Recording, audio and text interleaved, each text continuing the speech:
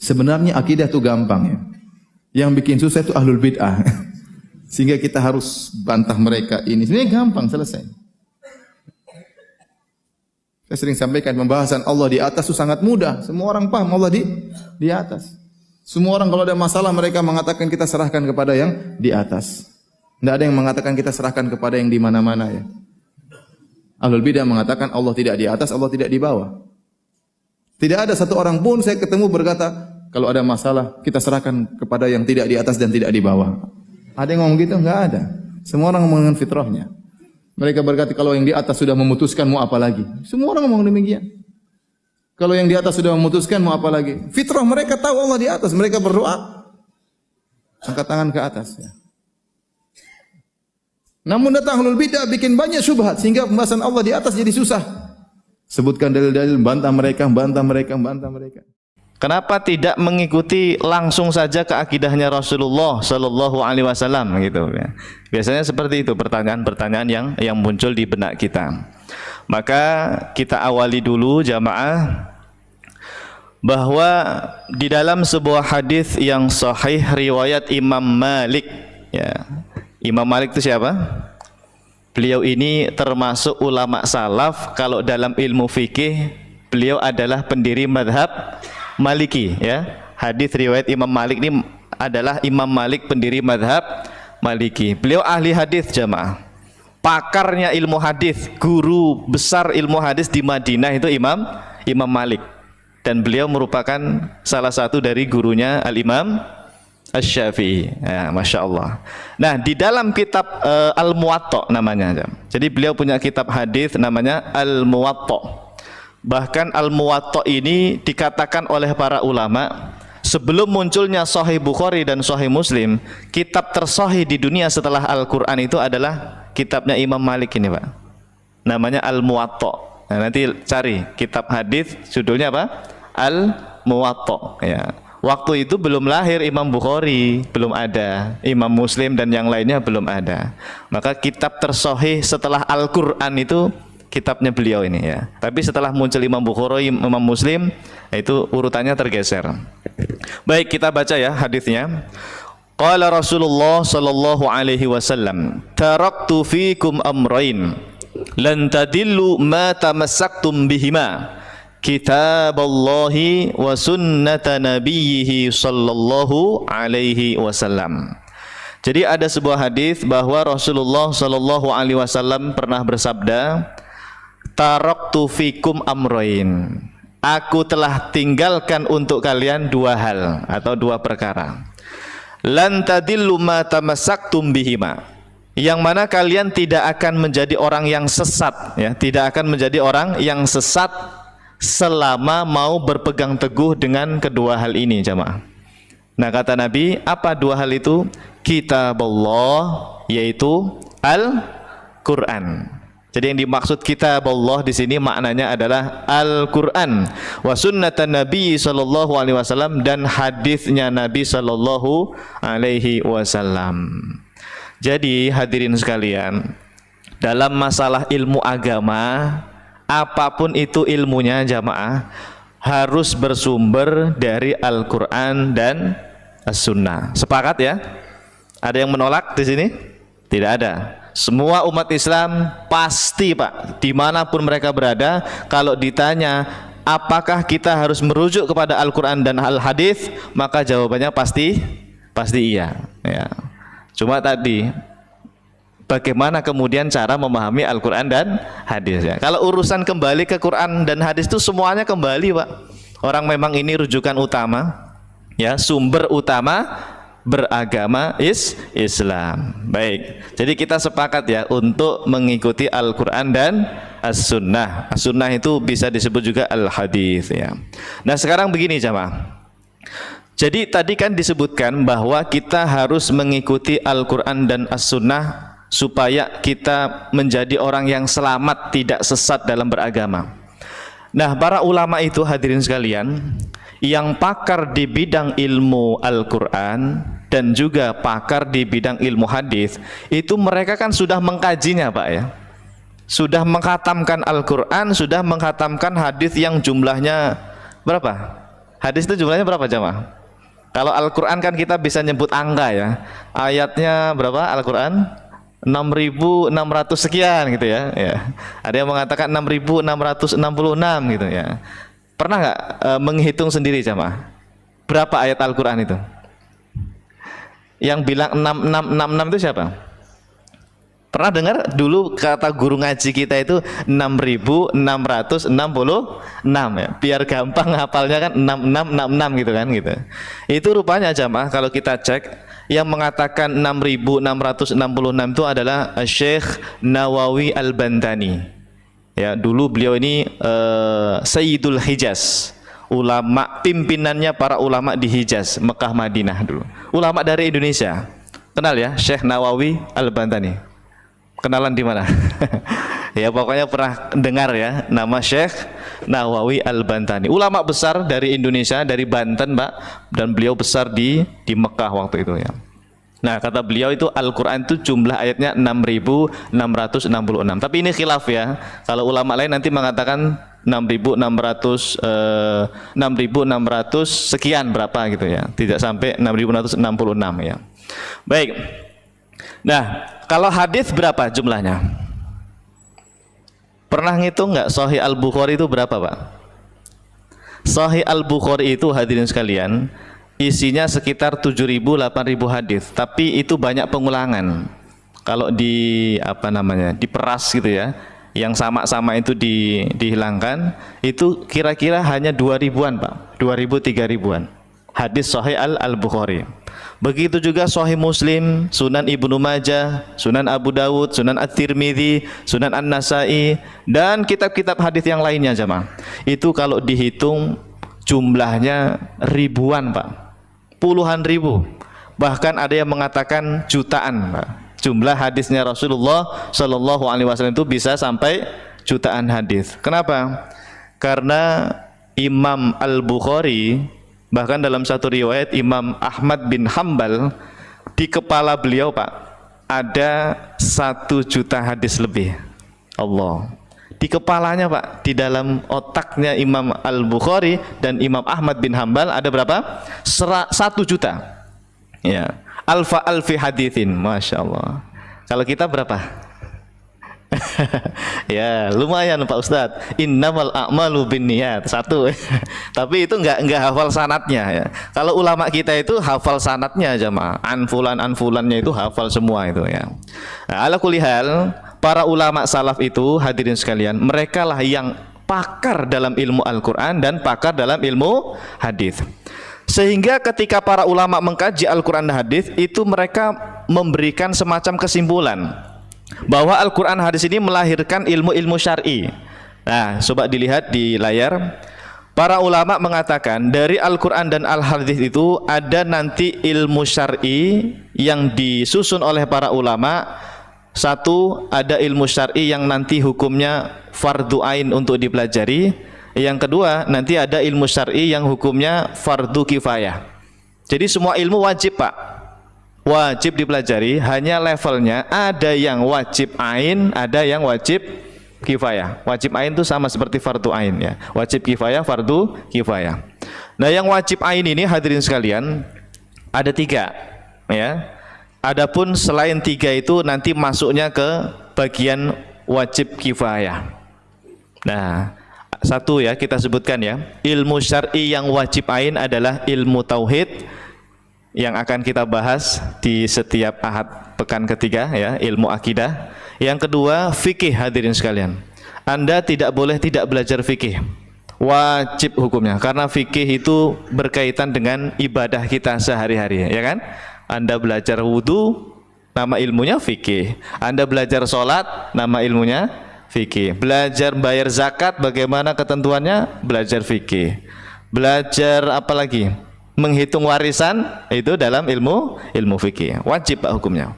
Ada satu lagi yang ketiga, yaitu ilmu tentang akhlak atau adab. Zaman dulu itu dikenal dengan tasawuf, Pak. Tapi karena muncul tasawuf yang menyeleweng, sekarang kemudian dirubah namanya menjadi tazkiyatun nafas. Intinya selama itu akhlak atau adab itu berasal dari Quran dan Sunnah, mau dinamakan tasawuf atau tazkiyatun nafas, silahkan saja. Yang penting jangan ikut tasawuf yang nyeleneh-nyeleneh gitu aja, ya. Intinya tasawuf itu di zaman itu jamaah, ya tentang akhlak, tentang adab, dan itu juga sumbernya dari Al-Quran dan juga hadis Nabi Sallallahu Alaihi Wasallam.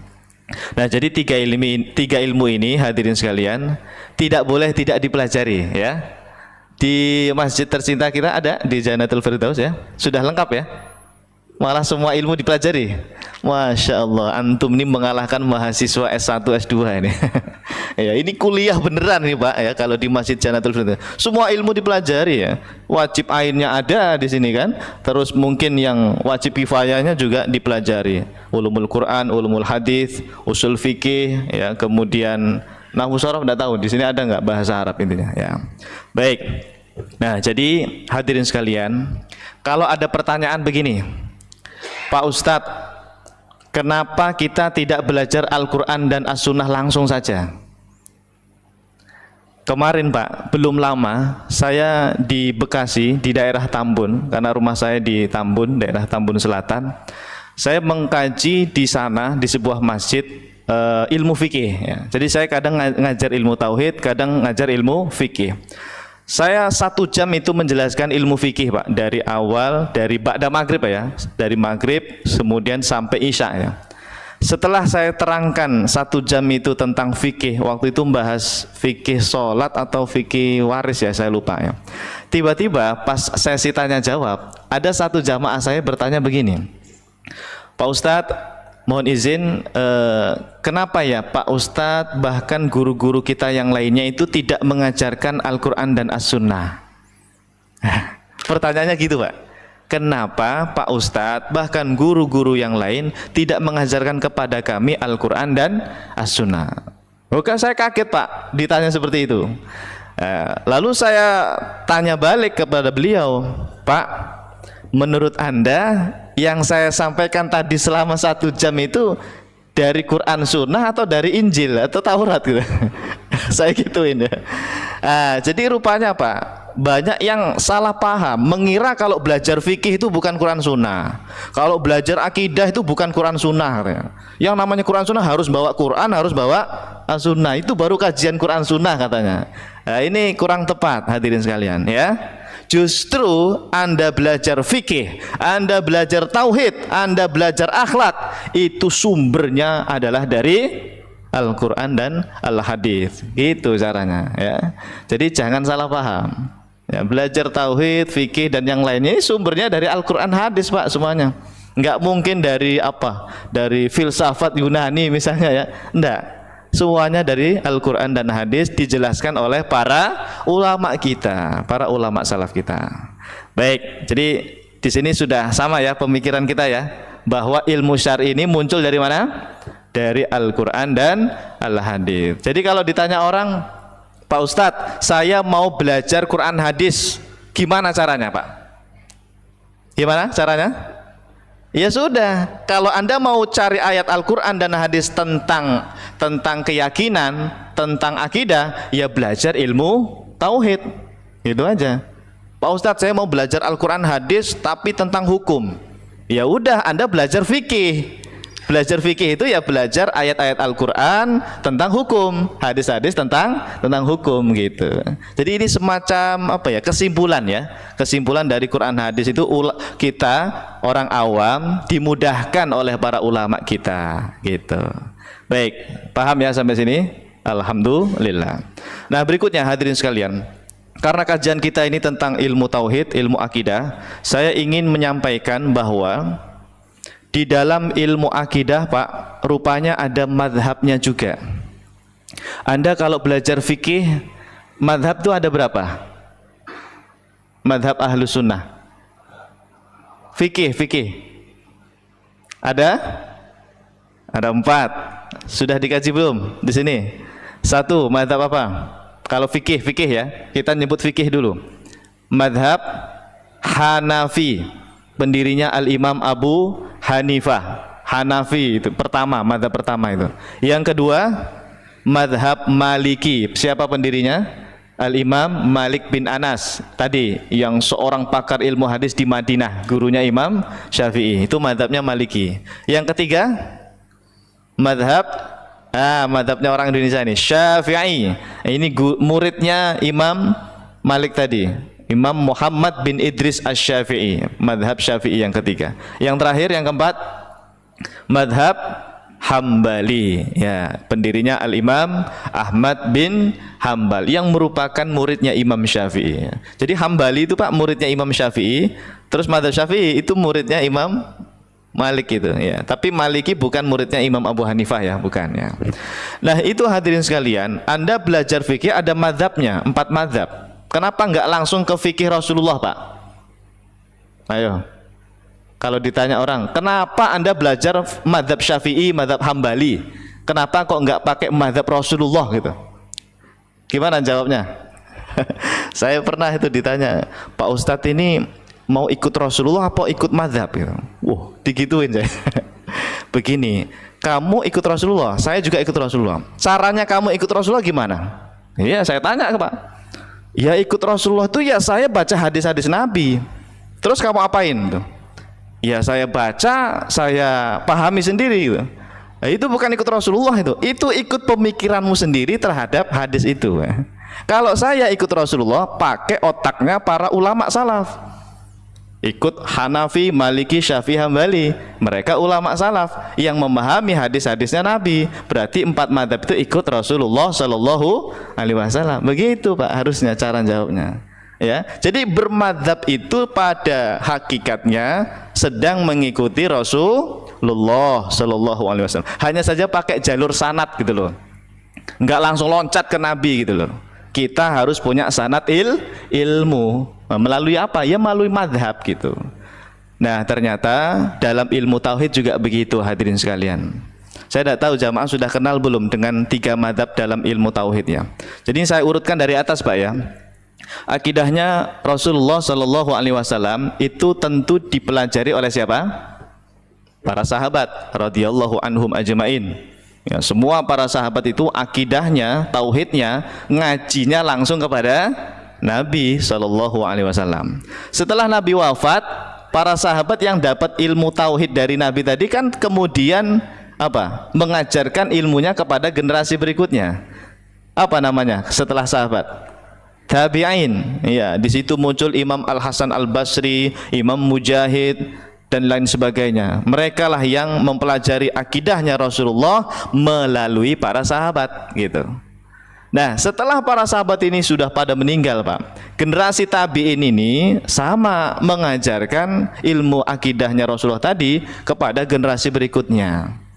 Setelah tabi'in namanya tabi'in atau atba'ut tabi'in. Nah, disitulah baru muncul madhab, Pak. Kasusnya sama seperti madhab fikih. Madhab fikih yang munculnya di situ juga di masa tabi'in ya. Nah, untuk akidah hadirin sekalian saya akan perkenalkan. Yang pertama ada namanya madhab Asy'ari, yaitu didirikan oleh Al-Imam Abul Hasan Al-Asy'ari. Kemudian yang kedua madhab Maturidi, yaitu Al-Imam Abu Mansur Al-Maturidi.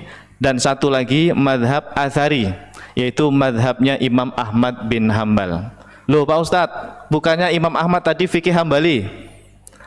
Begini, dalam fikih Imam Ahmad juga terkenal, makanya namanya madhab Hambali. Di dalam tauhid juga madhabnya terkenal Pak. Madhabnya namanya Athari, ya. Madhab apa? Al-Athari, ya. 3 madhab inilah hadirin sekalian, mereka yang berjuang tampil di depan menghadapi kelompok sesat di zaman itu. Jadi zaman itu Pak, di zaman tabi'in itu sudah muncul kelompok-kelompok sesat Pak. Ada namanya kelompok Mu'tazilah. Ya, pernah dengar istilah Mu'tazilah? Ada kelompok namanya Qadariyah Pak, Jabariyah, apalagi Mujassimah, Musyabbihah, macam-macam pokoknya. Nah, ini kalau dibiarkan Pak, umat Islam bisa bahaya nih, akidahnya bisa menyeleweng semua. Maka tampillah ulama ahlus sunnah kita, salah satunya itu ini 3 orang ini, ya, 3 ini perwakilannya Pak. yang membantah mereka itu 3 orang ini Pak, yaitu Imam Abul Hasan Al-Asy'ari, Imam Abu Mansur Al-Maturidi, dan Imam Ahmad bin Hambal ini. Nah, kalau saya ringkas seperti inilah. Nah, gitu. Jadi nomor 1 kalau saya urutkan berdasarkan tahun wafatnya ya. Nomor 1 tentu Al-Imam Ahmad bin Hambal. Kita nyebutnya Al-Madhhab Al-Athari. Pakai tha ya. Pakai tha. Al-Athari ya. Biasanya madhab al-athari ini nanti banyak diikuti oleh para ulama Hambali ya, karena Imam Ahmad bin Hambal, maka banyak ulama Hambali nanti yang secara akidah bermadhab athari ya. Saya tidak tahu di sini jamaah ini akidahnya madhab apa ini ya. Ya nggak tahu ya, karena belum belajar kali ya. Nanti saya akan cek Pak, Anda ini sebetulnya madhabnya apa, nanti ketahuan. Setelah ini nanti di akhir ya, saya akan tes, antum jawab nanti. Kalau antum bisa jawab, oh berarti Anda ini madhabnya ini, begitu nanti ya. Kita cek nanti ya. Yang kedua, madhab al-Asy'ari, al-madhabu al-Asy'ari, yaitu madhabnya Al-Imam Abul Hasan Al-Asy'ari. Kalau beliau ini Pak, madhab Asy'ari ini, beliau termasuk ulama yang pakar dalam ilmu hadis. Beliau ahli hadis Pak, bahkan ahli fikih. Sanad keilmuannya bersambung kepada Imam Syafi'i. Bahkan Imam Az-Zabidi ya, Murtadha Az-Zabidi mengatakan akidahnya Asy'ari itu adalah melanjutkan akidahnya Imam Syafi'i. Jadi kalau ada yang bertanya Pak, Anda di Indonesia ini kan Syafi'i, fikihnya bermadhab Syafi'i, kenapa kok nggak berakidah Syafi'i gitu? Biasanya ada yang bertanya begitu. Kalian ini bermadhab Syafi'i secara fikih, kenapa akidahnya enggak Syafi'i gitu ya. Ini yang bertanya salah paham. Akidah Syafi'i itu Pak dipopulerkan, dilanjutkan ya oleh Imam Abul Hasan Al-Asy'ari. Cuma enggak pakai nama Syafi'i gitu loh. Pakai nama Imam Abul Hasan Al-Asy'ari karena beliau yang membela, dan terkenal di zaman itu banyak yang membela beliau gitu loh. Jadi dinisbatkannya kepada Imam Abul Hasan Al-Asy'ari. Tapi pada dasarnya apa yang beliau sampaikan itu adalah akidahnya Imam Syafi'i. Nah, lengkap ini Pak. Jadi kalau Imam Ahmad bin Hambal itu karena beliau sendiri ya, madhab athari, beliau sendiri yang mempopulerkan. Tapi untuk akidahnya Imam Syafi'i, hadirin sekalian, ya tolong ini disampaikan kepada siapapun. Madhabnya Imam Syafi'i itu dipopulerkan oleh Imam Abul Hasan Al-Asy'ari. Ya, siapapun yang bermadhab Asy'ari hadirin, akidahnya sama dengan akidah Imam Syafi'i. Pak Ustadz, tapi katanya Asy'ari sesat. Katanya Asy'ariyah itu bukan ahlu sunnah ya. Ya sama kayak gini Pak. Ada NU yang sesat, ada Muhammadiyah yang sesat gitu. Oknum, kita nyebutnya oknum sajalah gitu loh. Jadi jangan dipukul rata. Setiap kelompok itu pasti ada yang nyeleneh gitu loh Pak. Iya, jadi jangan gara-gara 1-2 orang ya, kemudian semuanya kita anggap sesat, jangan. Gitu. Nah, Asy'ariyah juga begitu, termasuk Athariyah Pak, Hambali atau yang lainnya. Semuanya pasti ada yang menyeleweng, tapi kita tidak mengikut yang itu. Kita ikut yang masih murni nih. Mazhab Athari yang murni, mazhab Asy'ari yang murni, dan mazhab Maturidi yang masih murni, begitu. Paham ya? Baik. Satu lagi ada namanya mazhab Maturidi. Mazhab Maturidi ini adalah mazhabnya Imam Abu Mansur Al-Maturidi. Beliau sezaman dengan Imam Abul Hasan Al-Asy'ari. Cuma bedanya jamaah, kalau Imam Abul Hasan Al-Asy'ari ini tinggalnya di pusat pemerintahan Islam. Di mana waktu itu? Di Baghdad. Ya, di Baghdad. Adapun Imam Abu Mansur Al-Maturidi itu jauh, beliau di mana itu? Samarkand itu mana? Uzbekistan ya, Uzbekistan ya. Jadi hidup sezaman, cuma beda tempat Pak. Sama-sama membela akidah ulama salaf. Kalau Maturidi ini melanjutkan akidahnya Imam Abu Hanifah. Nah, dicatat Pak. Ini kuliah beneran ini ya. Dicatat ya. Kalau Imam Ahmad bin Hambal jelas ya, beliau sendiri yang mempopulerkan. Kalau akidahnya Imam Syafi'i, siapa tadi? Imam Abul Hasan Al-Asy'ari. Kalau akidahnya Imam Abu Hanifah itu dilanjutkan oleh Imam Abu Mansur Al-Maturidi. Makanya Maturidi nanti banyak dari ulama Hanafi. Banyak dari ulama Hanafi yang bermadzhab Maturidiyah. Ya. Kalau Asy'ariyah banyak kan dari Syafi'i Pak. Asy'ariyah itu banyak dari mazhab Syafi'i. Karena kan tadi akidahnya Imam Syafi'i. Kenal Imam Nawawi? Siapa beliau? Al-Imam An-Nawawi, pengarang Riyadhus Shalihin. Beliau pakar ilmu hadis, jamaah. Ya, beliau itu ulama tarjih mazhab Syafi'i, Imam Nawawi. Beliau akidahnya apa coba? Dari tiga ini. Asy'ari, Pak. Buktinya banyak, baca kitab-kitab beliau. Beliau itu Asy'ari tulen ya. Bahkan Imam Az-Zahabi, muridnya Imam Ibnu Taimiyah, beliau meyakini di dalam kitabnya Syiar A'lamin Nubala atau kitab tarikh beliau itu, An-Nawawi Asy'ariyul madhab gitu, Masya Allah. Imam Nawawi itu akidahnya Asy'ari, membela akidah Asy'ari. Ya karena beliau mazhab Syafi'i, Pak, gitu. Satu lagi, Imam Ibnu Hajar Al-Asqalani, kenal? Harusnya kenal. Siapa beliau?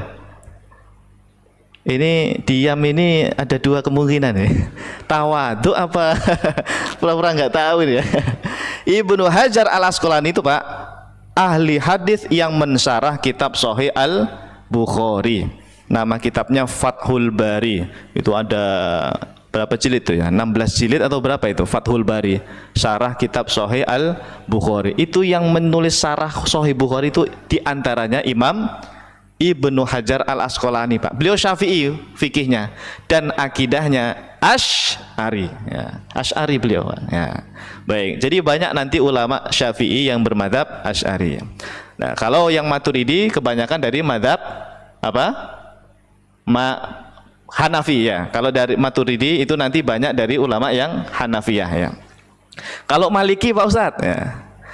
Untuk madhab Maliki, hadirin sekalian, berdasarkan penelitian Imam Tajuddin As-Subki, ulama Malikiyah banyak yang bermadhab Asy'ari ya. Secara akidah, para ulama Malikiyah itu banyak yang mengikuti madhab Asy'ari. Baik. Nah, hadirin yang dimuliakan Allah Subhanahu wa taala, jadi intinya kita di dalam belajar ilmu syar'i harus mengikuti ulama salaf. Ya, fikih itu ada mazhabnya, akidah juga ada mazhabnya. Silahkan Anda ikuti mazhab apapun, yang penting ikut ulama salaf. Ya, dalam fikih ada 4 mazhab, ikuti salah satunya silahkan. Insya Allah aman dalam memahami Quran dan Sunnah. Ya, begitu pula dalam akidah, dalam tauhid. Silahkan mau bermadzhab Atsari Hambali itu nomor 1, atau madzhab Asy'ari atau madzhab Maturidi. Karena ketiga-tiganya sama-sama membela akidah ulama salaf yang sumbernya dari Al-Qur'an dan As-Sunnah gitu. Adapun nanti ada yang menyeleweng itu tinggalkan itu yang menyeleweng. Kita belajar yang beneran gitu loh. Yang murni benar-benar akidah ulama salaf. Yang jelas jangan ikut-ikutan jamaah. Karena masih banyak saya perhatikan di medsos itu ungkapan dari beberapa, mohon maaf, bahkan dari beberapa dai, para ustadz nih, Asy'ari Maturidi sesat katanya gitu. Ya Allah, jangan seperti itu. Naudzubillah. Kalau seperti itu nanti kita menyesatkan Imam Nawawi dong, Imam Ibnu Hajar yang Asy'ari gitu. Jangan ya, jangan ikut-ikutan seperti itu ya. Kita ngaji ilmiah, kita pelajari dengan benar ya. Baik. Nah, sekarang tiba saatnya saya ingin tahu madzhab jamaah Masjid Jannatul Firdaus ini apa nih akidahnya selama ini. Kita cek dulu, Pak ya. Saya mau ngecek dari sisi pertanyaan dulu. Tolong dijawab, Pak ya. Ini ada berapa soal itu? 13 ya? Ada 13 ya. Coba Anda baca satu persatu, Anda pahami, terus Anda yakin nggak jawabannya itu iya atau tidak? Saya bantu bacakan ya. Nomor 1, percaya nggak bahwa Allah Subhanahu wa taala itu ada, maha ada? Yang kedua, percaya nggak Allah itu tidak dilahirkan dan tidak diciptakan oleh siapapun? Yang ketiga, percayakah bahwa Allah itu kekal selama-lamanya tanpa mengalami kematian? Percaya semua? Oke. Nanti kita lihat ada nggak yang nggak percaya. Yang nomor 4, percayakah Anda Allah itu tidak serupa dengan makhluk-makhluknya? Percaya. 5, percayakah Anda bahwa Allah tidak butuh pada siapapun? Percaya. Percayakah Anda bahwa Allah itu Maha Esa? Nomor 7, percayakah Anda bahwa Allah itu Maha Kuasa atas segala sesuatu? Percaya. 8, percayakah Anda bahwa Allah Maha berkehendak? Iya, Allah yang menghendaki kita bisa ngaji di sini. Allah Maha berkehendak. 9. Percayakah Anda bahwa Allah Maha mengetahui segala sesuatu? Percaya. Wes, ya. Ketahuan ya madzhabnya ini. 10. Percayakah Anda bahwa Allah Maha hidup? Wajib percaya ya. Allah itu Al-Hayyu Al-Qayyum. Al-Hayyu Maha hidup. 11. Percayakah Anda bahwa Allah Maha mendengar segala sesuatu? Percaya. Wa huwas samiul basir. Ya, nomor 12 Allah Maha melihat. Percaya ya?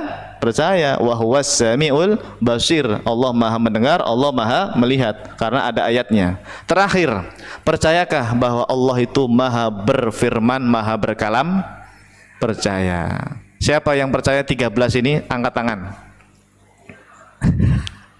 Semuanya? Atau ada yang tidak percaya? Bahaya kalau nggak percaya nih. Bahaya, Pak. Saya yakin, Pak, semua yang hadir ini pasti menerima 13 hal ini. Iya nggak? Ya. Berarti Anda madhabnya Asy'ari. Ya. Dari 3 madhab tadi, Pak, madhab nomor 2 itulah yang mempopulerkan konsep 13 tadi itu, Pak.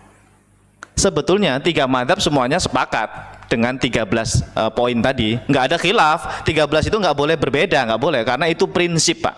Jadi dalam akidah itu ada usul, prinsip, ada furu' juga. Yang mana boleh berbeda itu furu' nanti, furu' akidah, ya kan? Furu' akidah. Tapi kalau usul akidah, prinsipnya nggak boleh berbeda. 13 tadi prinsip, Pak. Tapi yang mempopulerkan 13 tadi itu siapa, Pak? Asy'ari. Ya. Anda ingat waktu kecil, siapa yang pernah belajar wujud qidam baqa? Angkat tangan yang pernah belajar wujud qidam baqa. Ngaku saja. Pernah ya? Apa itu wujud qidam baqa? Wujud qidam baqa mukhalafatul hawadithi sampai berapa itu? Sampai 20 itu ya. Itu, Pak, kalau disimpulkan ini, Pak. Nih.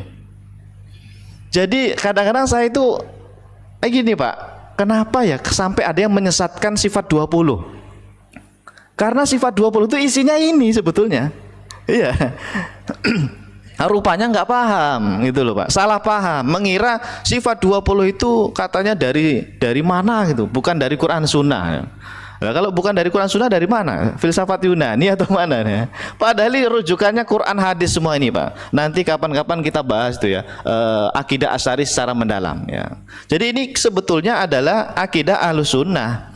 Cuma ini konsepnya untuk orang awam seperti kita, kalau mau mengenal Allah itu ya minimal ini.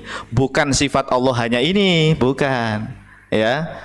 Karena kan ada yang menuduh begini, sifat Allah kok cuma 20, sifat Allah kok cuma 13. Itu yang Asmaul Husna kemana larinya itu? Korupsi ya? Gitu. Enggak, jamaah. Jadi ulama Asy'ari itu luar biasa. Kita orang awam yang tak mampu memahami semua Asmaul Husna itu diberikan kesimpulan minimal Anda kenal Allah dengan 13 ini atau 20 ya. 20 itu sebetulnya ini kesimpulannya 13. Gitu ya. Ini minimal cuma, minimal. Kalau sifat Allah jumlahnya berapa? Tidak terbatas. Asmaul Husna itu bukan membatasi sifat Allah itu. Ya, Asmaul Husna itu kan sifat-sifat Allah juga itu. Bukan kesimpulannya sifat Allah 99, bukan, ya. Itu hanya sifat yang diberitahu oleh Allah kepada kita.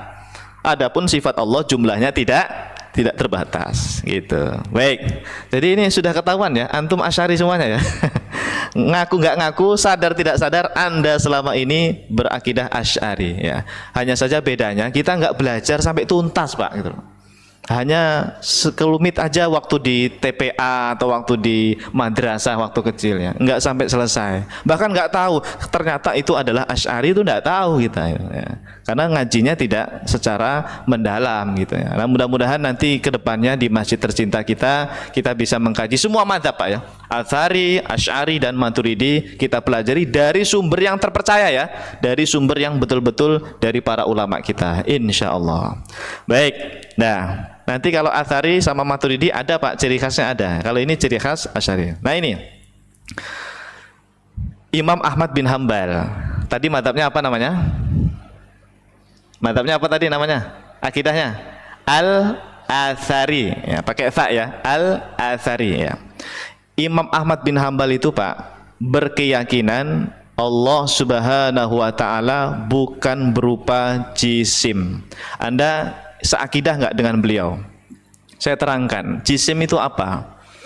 Jisim ini kata para ulama adalah sesuatu yang memiliki bentuk atau ukuran. Ini jisim bukan ini? Yang saya pegang. Jisim, kenapa? Karena dia punya bentuk dan punya ukuran. Manusia jisim bukan? Anda ini jisim bukan? Jisim, karena manusia ada bentuknya, ada ukurannya. Langit, bumi, pohon, batu-batuan, jisim bukan? Jisim, karena ada bentuk dan ukuran. Sudah paham apa itu jisim? Intinya jisim apa? Benda atau sesuatu yang memiliki ukuran atau bentuk. Nah, Allah itu Pak, kata Imam Ahmad bin Hambal, bukan jisim. Ini akidah salaf ini Pak. Akidah salaf ini. Imam Ahmad yang menyatakan sendiri. Kita baca ya bersama-sama. Ada kitab namanya I'tiqad al-Imam al-Munabbal Abi Abdillah Ahmad bin Hambal. Ini yang nulis ini ulama Hambali Pak. Ya, ulama salaf Hambali namanya Al-Imam Abdul Wahid At-Tamimi. Beliau ini nulis kitab akidah Imam Ahmad gitu loh. Menulis kitab akidah Imam Ahmad. Kata beliau, wa angkaral Imam Ahmad bin Hambal ala man yaqulu bil jismi. Masya Allah. Wa qala innal asma'al ma'khudatun bis syari'ah wal lughati wa ahli lughah. Wada'u hadzal isma ala kulli dhi tulin wa aradin wa samkin wa tarkibin wa suratin wa ta'lif. Wallahu ta'ala kharijun an dzalika kullihi falam yajuz an yusamma jisman. Ini akidahnya Imam Ahmad jamaah. Kata Imam Ahmad bin Hambal, beliau itu tidak setuju bahkan mengingkari orang yang mengatakan Allah itu jisim. Kalau ada orang Pak meyakini Allah itu ada bentuknya, Allah itu besar misalnya gitu, itu diingkari oleh Imam Ahmad bin Hambal. Karena dia menyamakan Allah dengan makhluk. Makhluk itu ada bentuknya, ada ukurannya. Kalau Allah laisa kamitslihi syai'un wa lam yakul lahu kufuwan ahad. Itu ayat sering kita baca Pak, surat Kulhu itu ya. Wa lam yakul lahu kufuwan ahad itu maknanya apa? Allah itu tidak ada yang menyamainya, menyetarainya, tidak ada yang mirip dengan Allah sama sekali. Dari sisi apapun Pak, mutlak tidak ada yang sama dengan Allah. Ya, kalau makhluk punya ukuran, punya bentuk, maka jangan samakan. Allah punya bentuk, ukuran, jangan, nggak boleh. Itu namanya jisim. Imam Ahmad mengingkarinya. Tidak boleh mengatakan Allah jisim. Ya. Banyak nggak Pak yang meyakini Allah itu punya bentuk? Iya, hati-hati itu. Secara tidak sadar tuh biasanya bilang begini, Allah itu punya tangan, Allah itu punya wajah katanya gitu. Gimana itu Pak? Namanya tangan itu jisim bukan Pak? Meskipun Anda bilang tangan Allah pokoknya saya nggak tahu bentuknya seperti apa, ya namanya bentuk itu jisim. Gitu loh. Jadi tidak boleh memahami Allah punya tangan, punya wajah. Tapi Pak Ustadz, kan ayatnya jelas, yadullahi fawqa aydihim. Ya. Terjemahnya apa? Yadullah, tangan Allah. Itu kan ayat Pak Urkan. Pak Ustadz, kenapa Anda tolak? Nah, ini Pak repot Pak. Ayat Quran itu tidak boleh dipahami secara tekstualis. Ada caranya Pak. Nanti ada metode, ada manhaj ulama salaf namanya tafwidul makna. Nanti akan saya terangkan Pak. Gimana itu ulama kita memahami ayat yadullah? Gimana itu para ulama salaf memahami ar-Rahmanu 'alal arsis tawa? Semuanya lengkap insyaallah nanti ya. Kita baca manhaj mereka atau metode mereka dalam memahami ayat mutasyabihat ya. Nah, ini perlu dibaca lagi. Lanjut ya. Beliau mengatakan bahwa nama-nama sebuah istilah seperti jisim tadi itu diambil dari syariat, dari bahasa Arab atau para ahli bahasa, yang mana mereka mengatakan bahwa jisim adalah sesuatu yang memiliki apa? Panjang. Ya. Ini ada panjang kan? Ada ukurannya. Memiliki lebar, memiliki tinggi, bentuk, rupa, ada bagian-bagiannya. Kita jisim bukan? Ada kepala, ada tangan, itu kan bagian namanya Pak. Nah, itu jisim Pak. Kata Imam Ahmad bin Hambal, adapun Allah Subhanahu wa taala tidak termasuk dari semua itu, ya. Tidak boleh mengatakan bahwa Allah berupa jisim, tidak boleh. Artinya, hadirin, Imam Ahmad meyakini Allah Maha ada tanpa bentuk, tanpa ukuran, tanpa rupa. Karena Allah itu, Pak, bukan makhluk. Makhluk itu bentuk. Allah ini sang pencipta. Bahkan Imam Ibnu Qudamah sampai mengatakan kullu ma khatara bibalik, apapun yang engkau bayangkan tentang Allah di kepalamu. Karena ada orang awam tuh bayangin Allah itu putih besar gitu, Pak, cahaya putih. Itu fallahu bi khilafi dzalik, kata Imam Ibnu Qudamah. Allah tidak seperti itu, salah semua, Pak, yang kita bayangkan di kepala kita. Jadi gimana, Pak Ustadz, biar saya kenal Allah? Mengenal Allah itu bukan tahu bentuknya, bukan. Mengenal Allah itu cukup dengan mengetahui sifat-sifat Allah. Asmaul Husna itu pelajari. Tidak perlu Anda meneliti Allah seperti apa ya gitu. Tidak boleh, itu malahan dilarang oleh Rasulullah sallallahu alaihi wasallam. Tafakkaru fi khalqillah, kan kata Nabi sallallahu alaihi wasallam. Pikirkan saja tentang ciptaan Allah. Wala tafakkaru fi fillah, jangan mikirin zat Allah karena tidak mampu ini akal kita. Yang penting sucikan Allah itu dari menyerupai makhluknya. Subhanallah. Sering zikir subhanallah jamaah. Sering ba'da sholah kan 33 kali. Apa arti subhanallah itu, Pak? Maha suci Allah. Maksudnya apa? Anda mensucikan Allah dari menyerupai makhluk. Artinya Allah bukan jisim. Allah itu bukan seperti manusia, punya tangan, punya mata, bukan gitu. Ya. Nah, itulah akidah salaf, itulah akidahnya Imam Ahmad bin Hambal. Ya. Nah, siapa yang sama dengan Imam Ahmad di sini? Atau Anda tidak sepakat dengan Imam Ahmad? Berarti nggak ikut salaf ini, Pak. Oke, gitu ya. Ini salah satu contoh saja, jemaah, tentang akidahnya Imam Ahmad bin Hambal. Masih ada waktu nggak ini? Sudah habis ya? Sudah syuruk? Cukup kali ya? Ya sudah, ini sebetulnya tadi masalah jisim itu disepakati, Pak, dari 3 mata itu sepakat ya. Sebenarnya ada satu lagi nih ya, tapi ini nantilah ya, pertemuan berikutnya ya. Anda kenal Imam Tohawi jemaah? Tahu? Akidah Tohawiyah. Akidah Tohawiyah. Angkat tangan. Yang pernah dengar kalimat akidah Tohawiyah? Enggak pernah. Gimana ini? Alhamdulillah, berarti kita di masjid tercinta Jannatul Firdaus dimudahkan oleh Allah untuk belajar akidah yang benar, insya Allah. Amin. Ya, alhamdulillah. Tidak ada kata telat, Pak. Meskipun kita sudah berumur seperti ini, tidak ada kata telat. Tetap belajar, wajib terus belajar sampai nanti akhir hayat kita ya.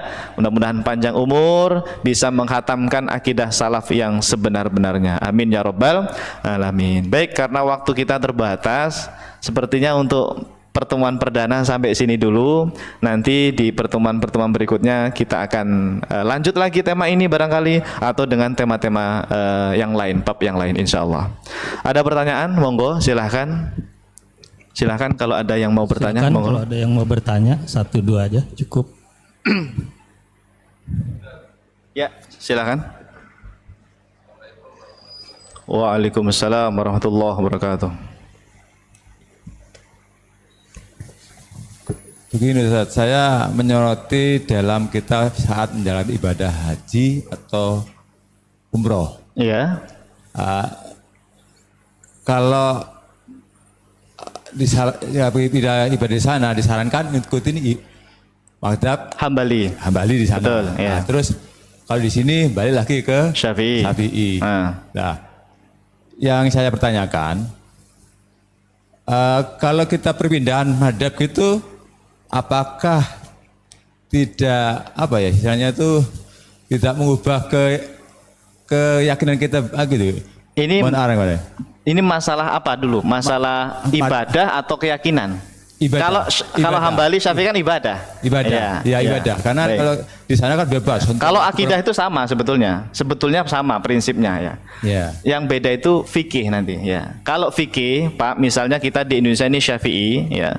Tapi sebetulnya nggak Syafi'i amat kita ini, Pak. Iya, ngakunya Syafi'i. Coba Anda sholat, Pak, dari takbir sampai salam. Saya akan nilai ya, mazhab Anda apa? Campur aduk. Kayak semen dicampur dengan pasir ya. Bahkan yang ngaku Syafi'i bisa saya tes, Pak. Coba Kamu ngangkat jari gimana kalau Syafi'i? Pas tasyahud itu. Gimana Syafi'i itu, Pak? Gimana? Mazhab Syafi'i itu, Pak, ketika tasyahud 3 jari digenggam, jempol itu ditaruhkan di bawah telunjuk. Ini Sahih Muslim yang menyebutkan Nabi membentuk angka 53. Lu 3 gimana Pak Ustaz 50-nya? 3 orang Arab tuh begini, 3. 50 jempol ditaruh di telunjuk. Inilah 53. Jadi bukan begini ya, bukan jempol sama jari tengah, tapi 3-3-nya digenggam, jempol di bawah telunjuk. Ini Syafi'i Pak, begini Pak. Dan mazhab Syafi'i dari awal sudah memberi isyarat telunjuk. Tapi jangan diangkat. Nah ini banyak yang salah. Kadang-kadang itu begini semua, tangan kanan tangan kiri dari awal lurus. Salah itu. Mazhab Syafi'i yang benar itu dari awal sudah menggenggam, sudah memberi isyarat, tapi isyaratnya jangan diangkat dulu. Cukup dikedepankan, di apa namanya, tempelkan di apa? Apa ini namanya nih? Paha, lututnya ya. Nanti pada saat asyhadu alla ilaha illallah tinggal ngangkat. Ini Syafi'i Pak. Nah, Syafi'i yang beneran ini ya, bukan Syafi'i KW ya. Nah, jadi itu mazhab Syafi'i seperti itu. Berarti selama ini sebetulnya kita itu enggak Syafi'i tulen ya. Tapi tidak masalah lah ya, tidak apa-apa. Dalam fikih Anda bersyafi'i, Anda bermadzhab Hambali, selama itu Anda belajar, Anda tahu mazhab Hambali seperti itu sah-sah saja. Memang benar, paling utama itu satu mazhab saja. Utamanya sih, bagusnya itu satu mazhab. Tapi kita kan nggak menguasai Pak satu mazhab biasanya. Akhirnya campur aduk ya. Nah, saya tadi bingung di sini. Ini sini kunutan apa enggak sih sebetulnya? Tadi mohon maaf ya, imam kita batal. Nah, beliau minta saya ke depan. Nah, itu saya mikir keras itu Pak. Akhirnya saya nggak kunutan ya. Sepertinya pas sih di sini memang nggak kunutan kan? Nah, berarti nggak Syafi'i kan? Gitu ya.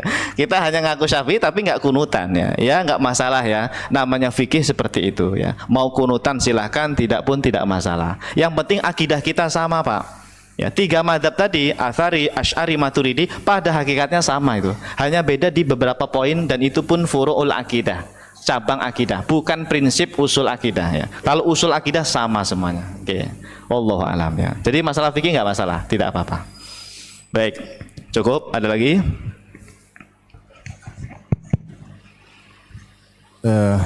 Makasih Ustadz. Saya pengen bertanya terkait dengan tadi sifat 13 ya. Iya. Yang pertama itu kan Allah itu kan wujud, ada gitu ya. Siap. Dan kemudian Imam Ahmad bin Hanbal tadi menyatakan masalah jisim, tidak ada bentuk, panjang, lebar dan seterusnya. Betul sekali. Kemudian ada satu hadis gitu ya, Rasul menyatakan kepada sahabatnya bahwa pada hari kiamat nanti kalian akan melihat Allah gitu ya, seperti melihat bulan purnama. Masya Allah, baik. Ya, gitu ya. Nah, kemudian pertanyaan begini sebenarnya, bagaimana logika manusia itu membayangkan sesuatu yang ada, tidak punya jisim, tapi bisa dilihat gitu. Oke, baik. Paham. Terima kasih. Ya. Apa? Pertanyaan? Ya, syukuran ya. Baik, pertanyaan yang bagus sekali. Terima kasih, Pak. Pertama, hadirin sekalian, tadi Imam Ahmad bin Hanbal mengatakan Allah bukan jisim, bukan sesuatu yang memiliki bentuk dan ukuran. Tapi kan kita meyakini Allah itu ada, Pak Ustadz. Iya, semuanya yakin Allah itu ada. Tapi adanya Allah tidak sama seperti segala sesuatu yang ada.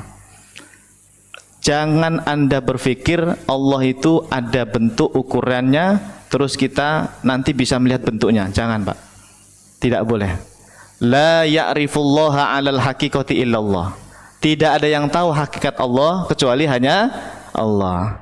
Lalu bagaimana Pak Ustadz nanti kita di surga itu kan bisa melihat Allah gitu ya, tadi ada hadis sahih Bukhari itu sahih Al-Bukhari, kata Nabi SAW, innakum satarawna rabbakum kama tarawna al-qamar, atau kama qala Rasulullah SAW. Kalian hadirin sekalian, kata Nabi, nanti di surga bisa melihat Rabbakum, Tuhan kalian bisa melihat Tuhan kalian, dan kalian melihat Allah itu kama tarawnal qamar, seperti melihat bulan.